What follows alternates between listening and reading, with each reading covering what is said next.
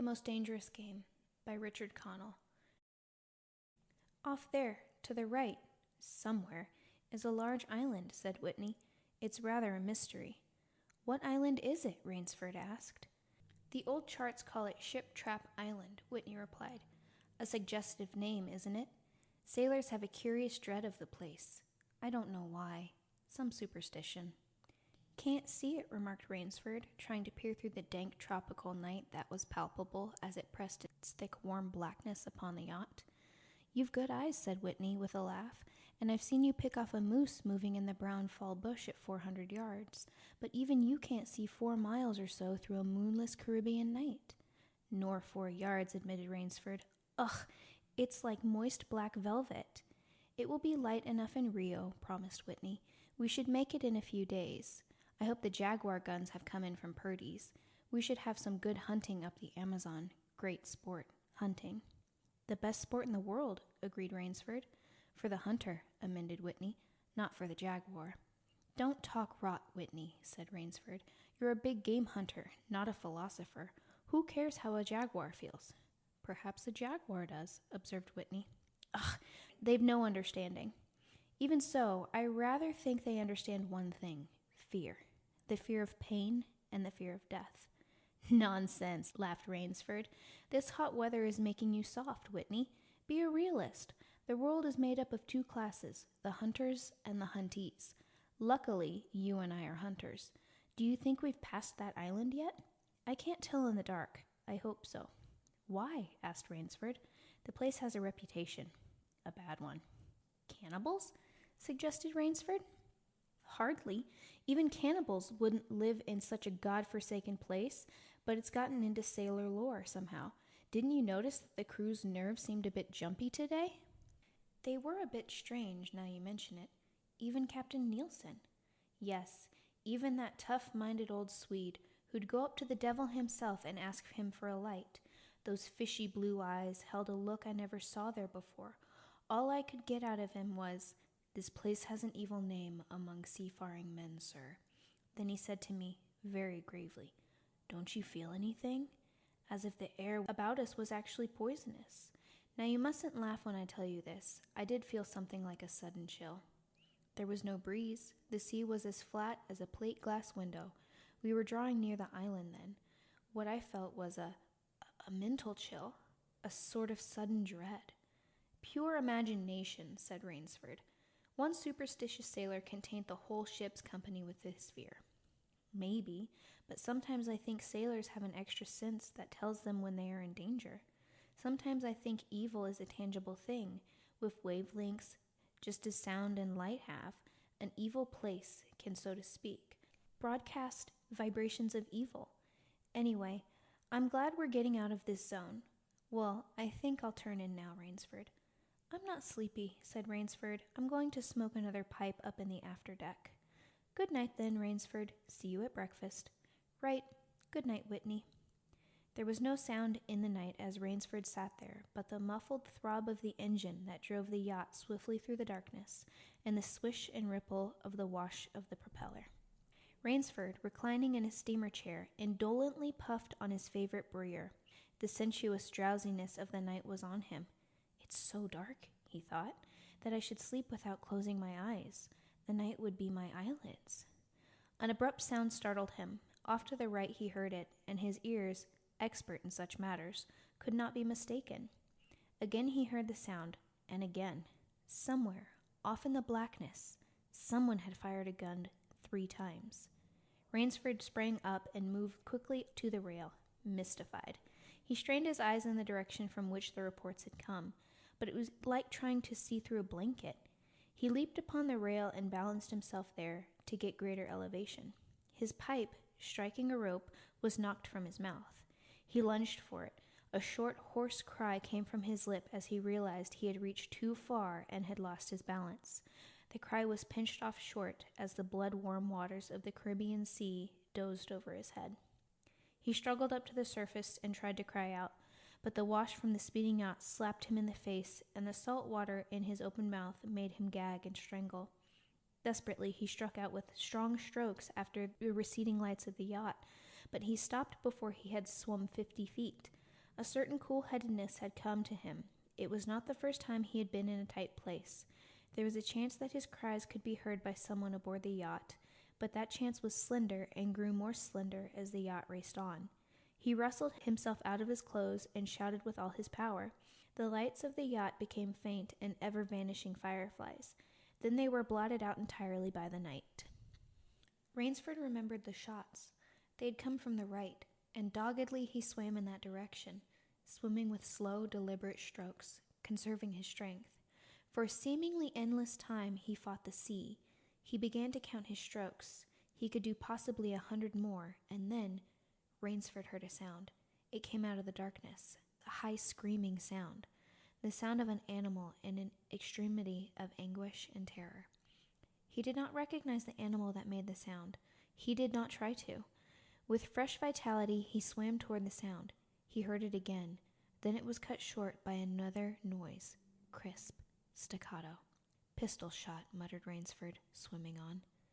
10 minutes of determined effort brought another sound to his ears, the most welcome he had ever heard, the muttering and growling of the sea breaking on a rocky shore. He was almost on the rocks before he saw them. On a night less calm he would have been shattered against them. With his remaining strength he dragged himself from the swirling waters. Jagged crags appeared to jut up onto the opaqueness.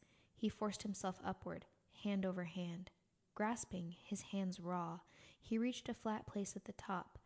Dense jungle came down to the very edge of the cliffs. What perils that tangle of trees and underbrush might hold for him did not concern Rainsford just then. All he knew was that he was safe from his enemy, the sea, and that utter weariness was on him. He flung himself down at the jungle edge and tumbled headlong into the deepest sleep of his life. When he opened his eyes, he knew from the position of the sun that it was late in the afternoon. Sleep had given him new vigor. A sharp hunger was picking at him. He looked about him, almost cheerfully. Where there are pistol shots, then there are men. Where there are men, there is food, he thought. But what kind of men, he wondered, in so forbidding a place? An unbroken front of snarled and ragged jungle fringed the shore. He saw no sign of a trail through the closely knitted web of trees and weeds. It was easier to go along the shore, and Rainsford floundered along by the water, not far from where he landed. He stopped. Some wounded thing, by the evidence, a large animal, had thrashed about in the underbrush. The jungle weeds were crushed down and the moss was lacerated. One patch of weeds was stained crimson. A small glittering object not far away caught Rainsford's eye, and he picked it up. It was an empty cartridge. "A .22, he remarked. "That's odd. It must have been a fairly large animal, too." The hunter had his nerve with him to tackle it with a light gun. It's clear that the brute put up a fight. I suppose the first 3 shots I heard was when the hunter fleshed his quarry and wounded it. The last shot was when he trailed it here and finished it. He examined the ground closely and found what he had hoped to find, the print of hunting boots. They pointed along the cliff in the direction that he had been going. Eagerly he hurried along, now slipping on a rotten log or a loose stone, but making headway. Night was beginning to settle on the island. Bleak darkness was blacking out the sea and jungle when Rainsford sighted the lights. He came upon them as he turned a crook in the coastline, and his first thought was that he had come upon a village, for there were many lights. But as he forged along, he saw to his great astonishment that all the lights were in an enormous building, a lofty structure with pointed towers plunging upward into the gloom. His eyes made out the shadowy outlines of a palatial chateau. It was set on a high bluff, and on 3 sides of it, cliffs dived down to where the sea licked greedy lips in the shadows. Mirage, thought Rainsford. But it was no mirage, he found, when he opened the tall spiked iron gate. The stone steps were real enough. The massive door, with a leering gargoyle for a knocker, was real enough. Yet above it all hung an air of unreality. He lifted the knocker, and it creaked up stiffly, as if it had never been used. He let it fall, and it startled him with its booming loudness. He thought he heard steps within.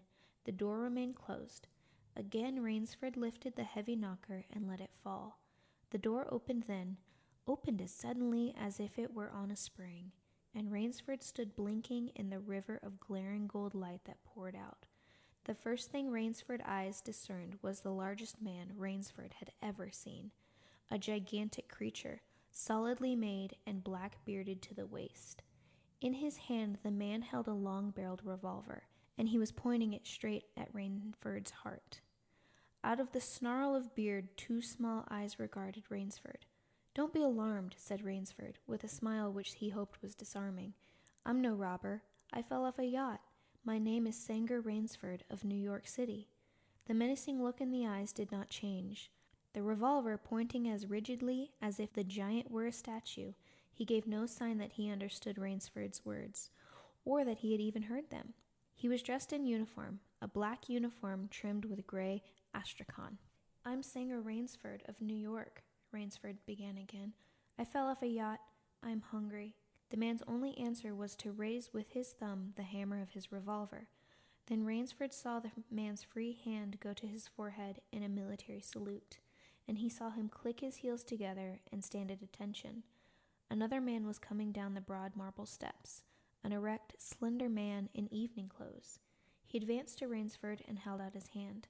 In a cultivated voice, marked by a slight accent that gave it an added precision and deliberateness, he said, "It is a very great pleasure and honor to welcome Mr. Sanger Rainsford, the celebrated hunter, to my home." Automatically, Rainsford shook the man's hand. "I've read your book about hunting snow leopards in Tibet, you see," explained the man. "I am General Zaroff." Rainsford's first impression was that the man was singularly handsome. His second was that there was an original, almost bizarre quality about the general's face. He was a tall man, past middle age, for his hair was a vivid white, but his thick eyebrows and pointed military mustache were as black as the night from which Rainsford had come. His eyes, too, were black and very bright. He had high cheekbones, a sharp-cut nose, a spare, dark face, the face of a man used to giving orders, the face of an aristocrat. Turning to the giant in uniform, the general made a sign. The giant put away his pistol, saluted, and withdrew. "Ivan is an incredibly strong fellow," remarked the general, "but he has the misfortune to be deaf and dumb. A simple fellow, but I'm afraid, like all his race, a bit of a savage." "Is he Russian?"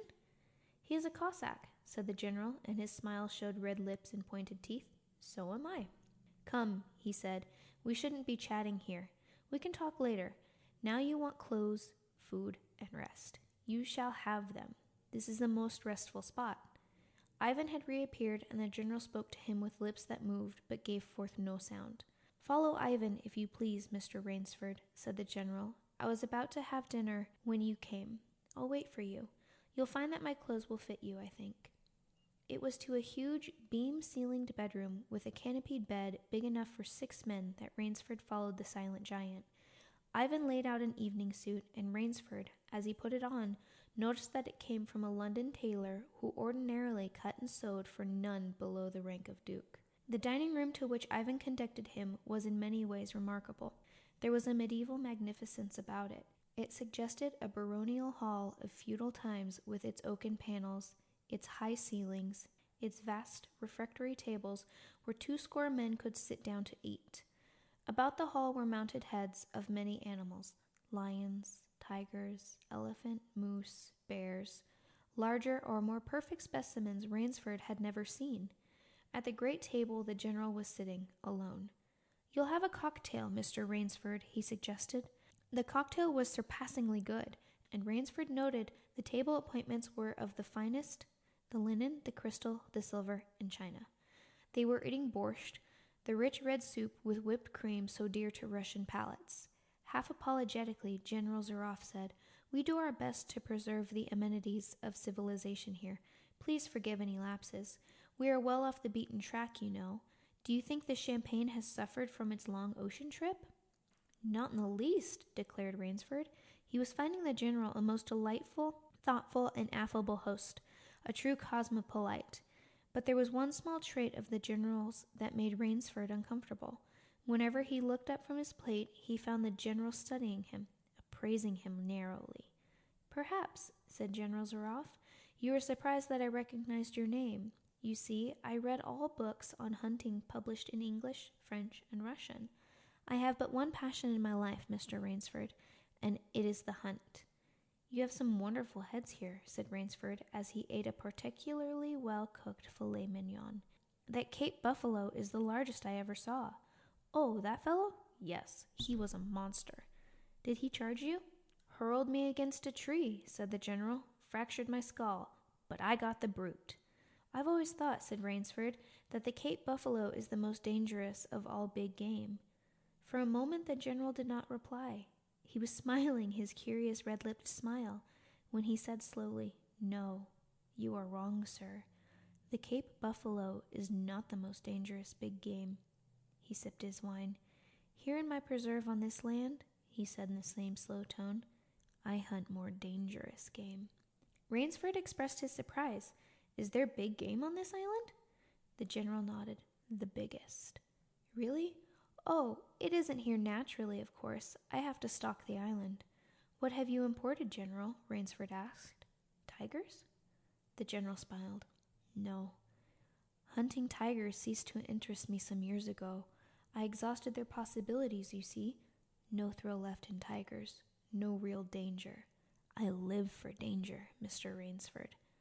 The general took from his pocket a gold cigarette case and offered his guest a long black cigarette with a silver tip. It was perfumed and gave off a smell like incense. We will have some capital hunting, you and I, said the general. I shall be most glad to have your society. But what game? Began Rainsford. I'll tell you, said the general. You will be amused, I know. I think I may say, in all modesty, that I have done a rare thing. I have invented a new sensation. May I pour you another glass of port? Thank you, General. The general filled both glasses and said, God makes some men poets.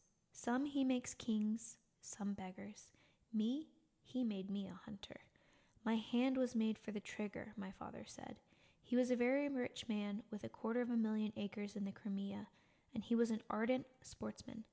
When I was only 5 years old, he gave me a little gun, specifically made in Moscow for me, to shoot sparrows with. When I shot some of his prize turkeys with it, he did not punish me. He complimented me on my marksmanship. I killed my first bear in the Caucasus when I was 10. My whole life had been one prolonged hunt. I went into the army. It was expected of noblemen's sons, and for a time commanded a division of Cossack cavalry. But my real interest was always the hunt. I have hunted every kind of game in every land. It would be impossible for me to tell you how many animals I've killed.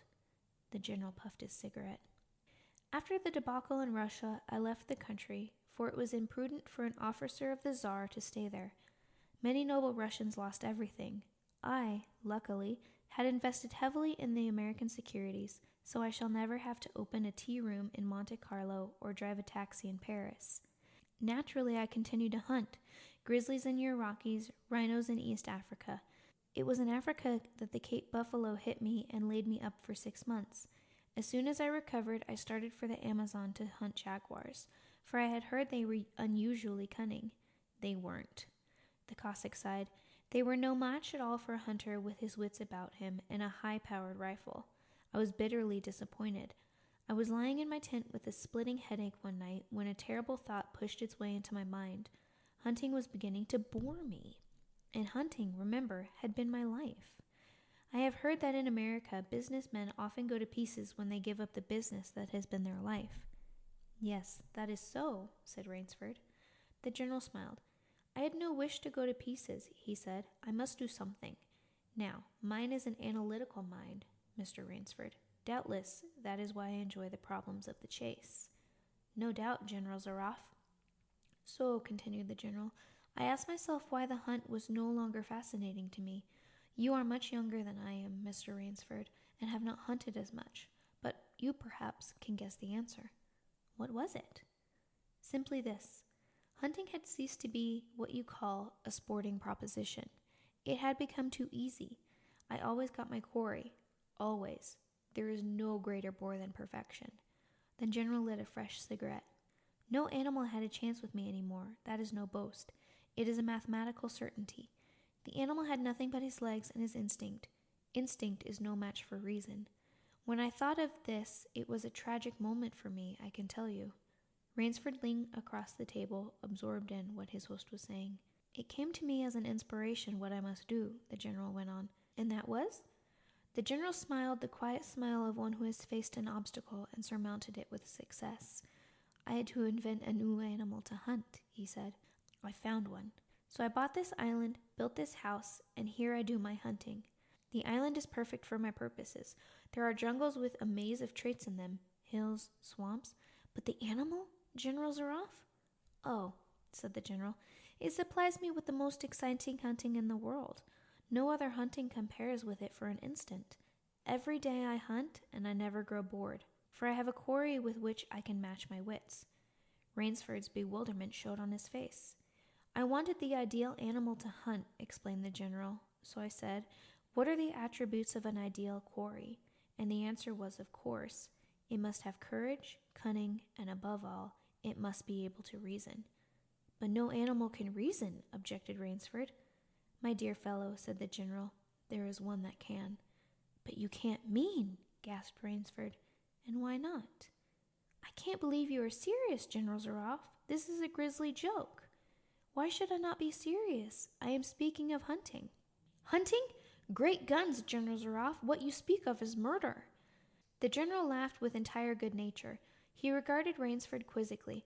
I refuse to believe that so modern and civilized a young man as you seems to harbor romantic ideas about the value of human life. Surely your experiences in the war did not make me condone cold-blooded murder, finished Rainsford stiffly. Laughter shook the general. How extraordinarily droll you are, he said. One does not expect nowadays to find a young man of the educated class, even in America, with such a naive, and if I may say so, mid-Victorian point of view. It's like finding a snuff box in a limousine. Ugh. Well, regardless, you had Puritan ancestors. So many Americans appear to have had. I'll wager you forget your notions when you go hunting with me. You've a genuine new thrill in store for you, Mr. Rainsford. Thank you. I'm a hunter, not a murderer. Dear me, said the general, quite unruffled. Again that unpleasant word. But I think I can show you that your scruples are quite ill-founded. Yes? Life is for the strong, to be lived by the strong, and, if needs be, taken by the strong. The weak of the world were put here to give the strong pleasure. I am strong. Why should I not use my gift?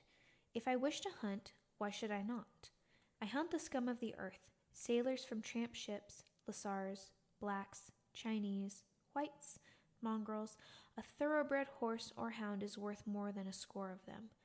But they are men, said Rainsford hotly. Precisely, said the general. That is why I use them. It gives me pleasure. They can reason, after a fashion, so they are dangerous. But where do you get them? The general's eyelid fluttered down in a wink. This island is called Ship Trap, he answered. Sometimes an angry god of the high seas sends them to me. Sometimes, when Providence is not so kind, I help Providence a bit. Come to the window with me. Rainsford went to the window and looked out towards the sea. Watch, out there, exclaimed the general, pointing into the night. Rainsford's eyes only saw blackness, and then, as the general pressed a button, far out to sea, Rainsford saw a flash of lights. The general chuckled. They indicate a channel, he said, where there's none. Giant rocks with razor edges crouch like a sea monster with wide-open jaws. They can crush a ship as easily as I crush this nut. He dropped a walnut on the hardwood floor and brought his heel grinding down on it. Oh, yes, he said, as if in answer to a question. I have electricity? We try to be civilized here. Civilized? And you shoot down men? A trace of anger was in the general's black eyes, but it was there for but a second, and he said in his most pleasant manner, Dear me, what a righteous young man you are. I assure you I do not do the thing you suggest. That would be barbarous. I treat these visitors with every consideration. They get plenty of good food and exercise. They get into splendid physical condition. You shall see for yourself tomorrow. What do you mean? We'll be visiting my training school, smiled the general. It's in the cellar. I have about a dozen pupils down there now. They're from the Spanish bark San Lucar, and had the bad luck to go on the rocks out there. A very inferior lot, I regret to say. Poor specimens, and more accustomed to the deck than to the jungle. He raised his hand, and Ivan, who served as a waiter, brought thick Turkish coffee. Rainsford, with an effort, held his tongue in cheek. It's a game, you see, perused the general blandly. I suggest to one of them that we go hunting. I give him a supply of food and an excellent hunting knife. I give him 3 hours' start. I am to follow, armed only with the pistol of the smallest caliber in range. If my quarry eludes me for 3 whole days, he wins the game. And if I find him, the general smiled, he loses. Suppose he refuses to be hunted? Oh, said the general, I'll give him his option, of course. He need not play that game if he doesn't wish to. If he does not wish to hunt, I turn him over to Ivan. Ivan once had the honor of serving as official nauter to the great white Tsar, and he has his own ideas of sport. Invariably, Mr. Ransford, invariably, they choose the hunt. And if they win? The smile on the general's face widened. To date, I have not lost, he said, and then he added hastily, I don't wish you to think me a braggart, Mr. Ransford. Many of them only afford the most elementary sort of problems. Occasionally I strike a Tartar. One almost did win. Eventually I had to use the dogs. The dogs? This way, please. I'll show you. The general steered Ransford to a window. The lights from the window sent a flickering illumination that made grotesque patterns on the courtyard below, and Ransford could see moving there about a dozen or so huge black shapes. As they turned toward him, their eyes glittered greenly. A rather good lot, I think, observed the general. They are out at 7 every night. If anyone should try to get into my house or out of it, something extremely regrettable would occur to him. He hummed a snatch of the song from the Folie Bergère. And now, said the general, I want to show you my new collection of heads. Will you come with me to the library? I hope, said Ransford, that you will excuse me tonight, General Zaroff. I'm really not feeling well. Ah, indeed? The general inquired solicitously. Well, I hope that's only natural after your long swim. You need a good, restful night's sleep. Tomorrow you'll feel like a new man, I'll wager. Then we'll hunt, eh? I've one rather promising prospect. Ransford was hurrying from the room. Sorry you can't go with me tonight, called the general. I expect rather fair sport. A big, strong black. He looks resourceful.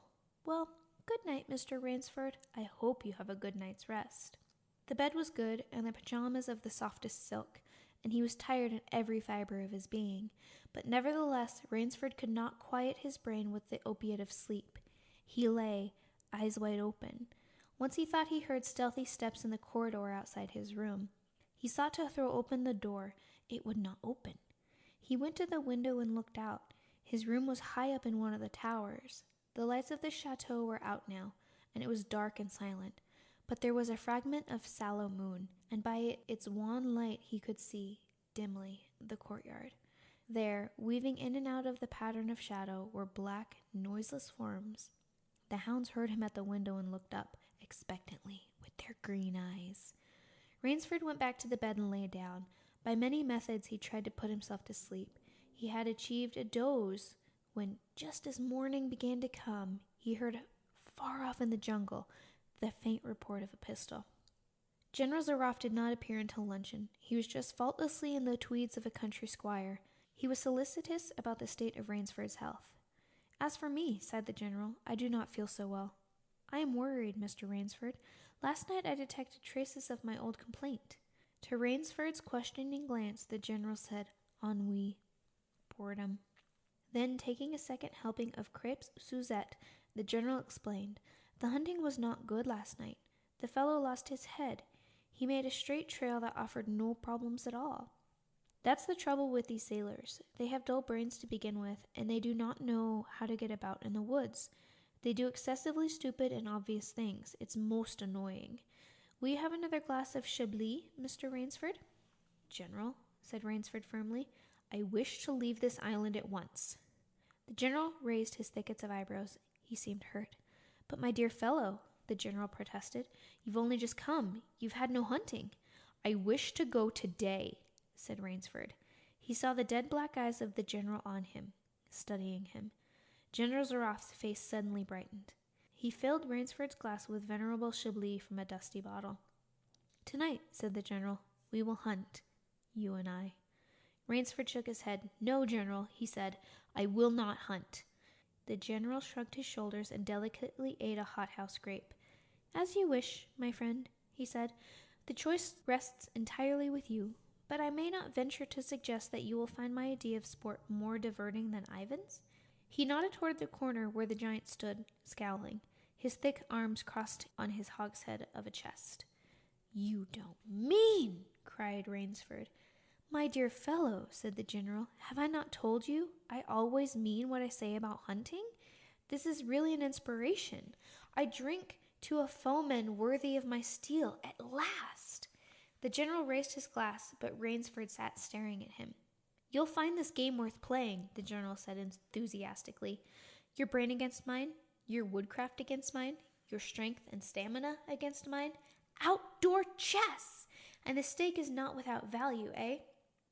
"And if I win," Rainsford began huskily, "I'll cheerfully acknowledge myself defeat if I do not find you by midnight of the third day," said the General Zaroff.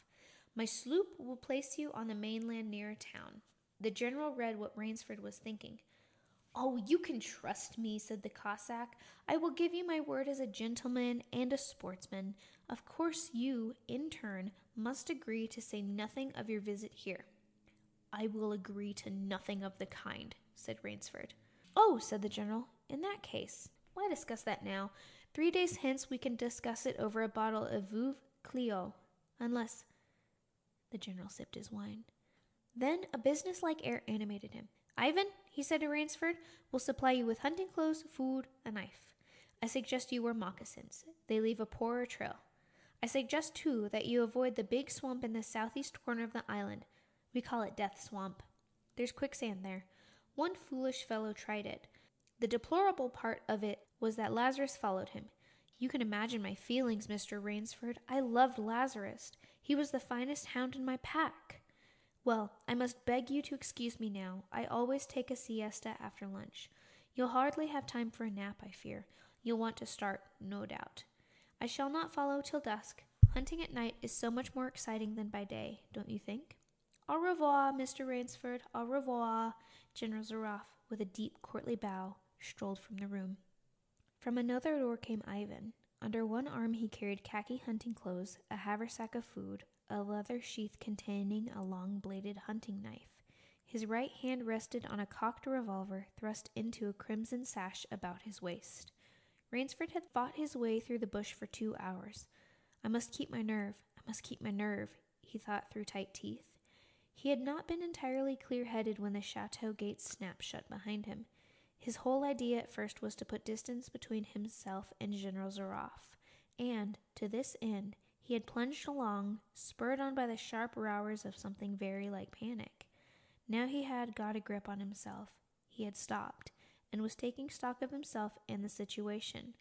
He saw that straight flight was futile. Inevitably, it would bring him face to face with the sea. He was in a picture with a frame of water, and his operations, clearly, must take place within that frame. "I'll give him a trail to follow," muttered Rainsford, and he struck off from the rude path he had been following into the trackless wilderness. He executed a series of intricate loops. He doubled on his trail again and again, recalling all the lore of the fox hunt and all the lodges of the fox. Night found him leg-weary, with hands and face lashed by the branches, on a thickly wooded ridge. He knew it would be insane to blunder on through the dark, even if he had the strength. His need for rest was imperative, and he thought, "I have played the fox. Now I must play the cat of the fable."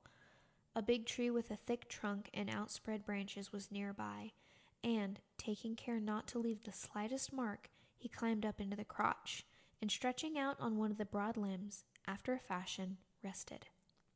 Rest brought him new confidence and almost a feeling of security.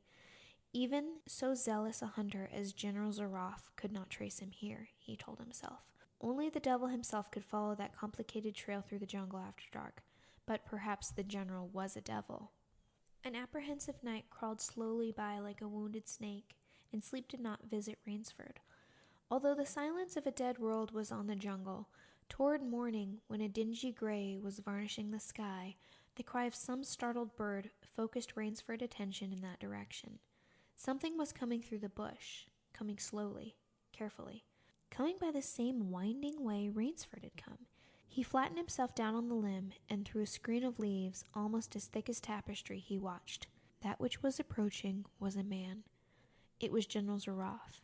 He made his way along with eyes fixed in utmost concentration on the ground before him. He paused, almost beneath the tree, dropped to his knees, and studied the ground.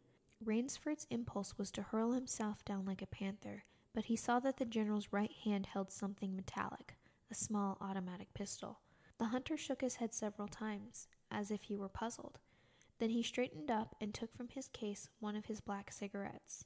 Its pungent incense-like smoke floated up to Rainsford's nostrils. Rainsford held his breath. The general's eyes had left the ground and were traveling inch by inch up the tree.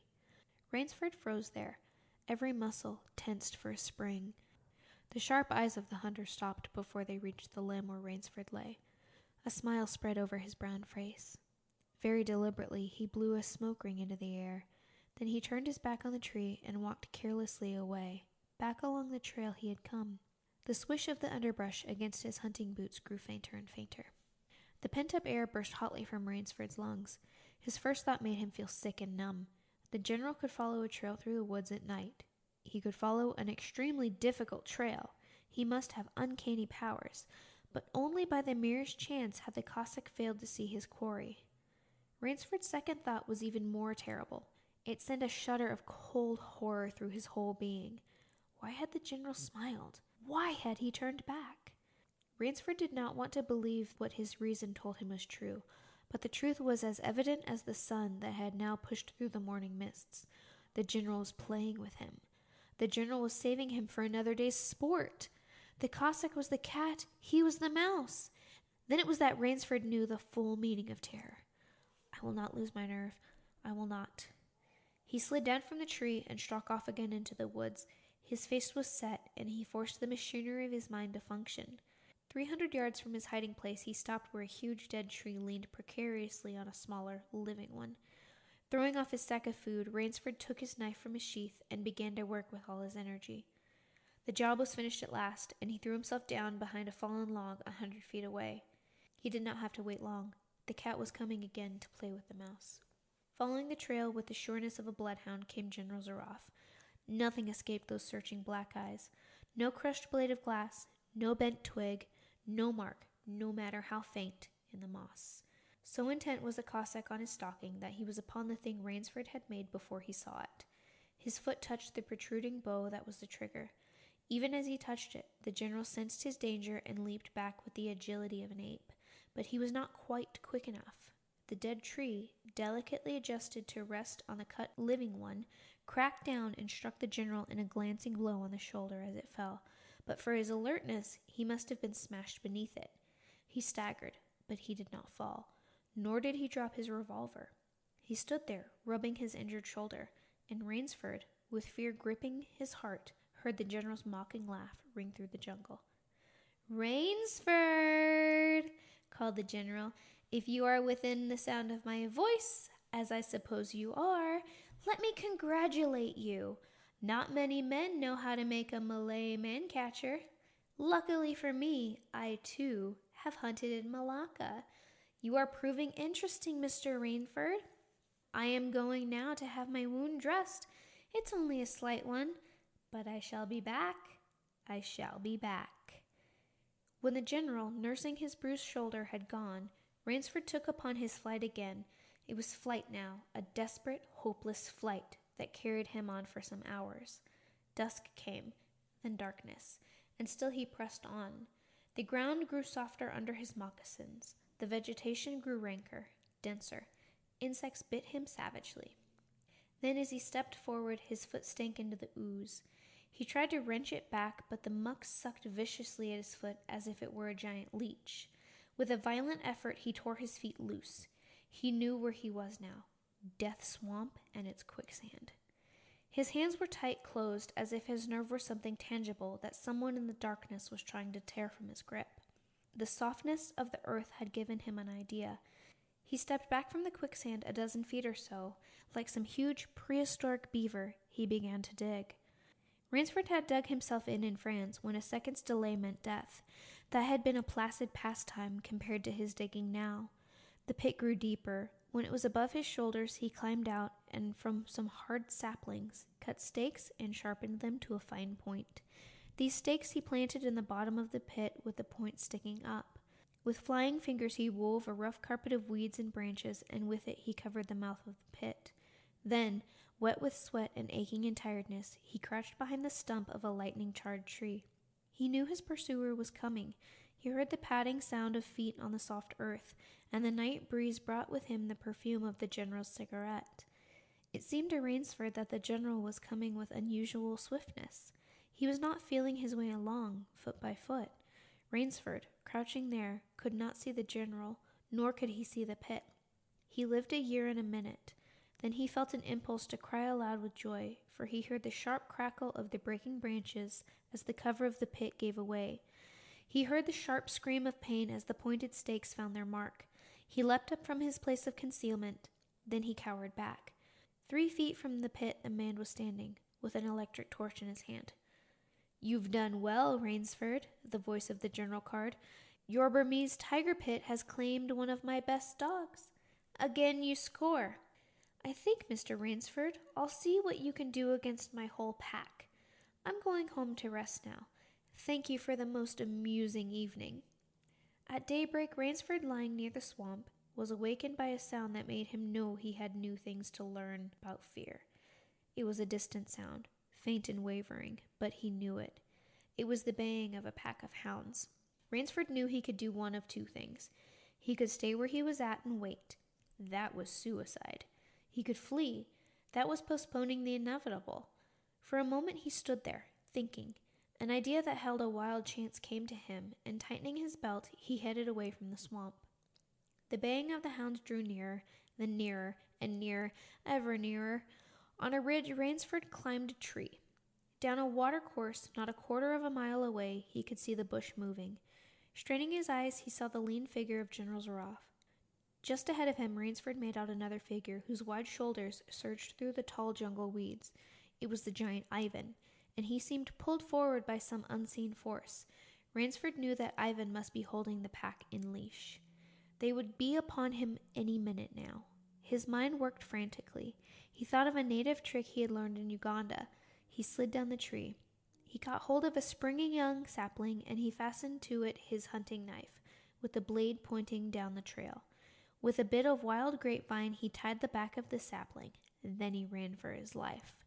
The hounds raised their voices as they hit the fresh scent. Rainsford knew now how an animal at bay feels. He had to stop to get his breath.